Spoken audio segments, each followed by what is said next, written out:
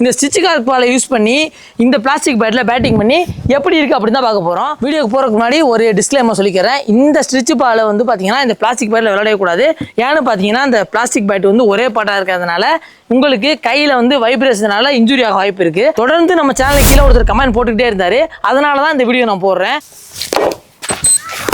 இந்த பந்தோட அச்சு வந்து இந்த பேட்டில் வந்து எனக்கு தெரியுது.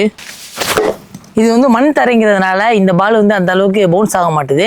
இதே நம்ம மேட்டில் விளாண்டோம்னா நமக்கு நல்லா கிடைக்கும்னு நினைக்கிறேன். இப்போ லைட்டாக மெதுவாக தான் பந்து ஓடுது, லைட்டாக தான் அடிக்கிறேன். அந்த பிளாஸ்டிக் பேட்டில் வந்து விறுன்னு கையில் ஏறுது. அதனால தான் நான் சொல்கிறேன், இதை ட்ரை பண்ணவே பண்ணாதீங்க. கிட்டத்தட்ட ஒரு 20 பால் தான் நான் போட்டிருப்பேன். அதுக்கே பார்த்தீங்கன்னா அந்த பால் வந்து நல்லாவே சைனிங்லாம் போயிடுச்சு.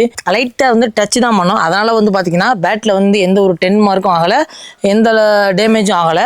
இதே நம்ம வந்து இழுத்து அடிச்சிருந்தோம்னா கண்டிப்பாக அந்த பேட் உடஞ்சிருக்கும். தாங்கவே தாங்காது. ஏன்னா எனக்கு நல்லா தெரியும் இந்த பாலை வந்து தாங்குற அளவுக்கு இந்த பேட்டில் அந்த அளவுக்கு சக்தியெல்லாம் கிடையாது.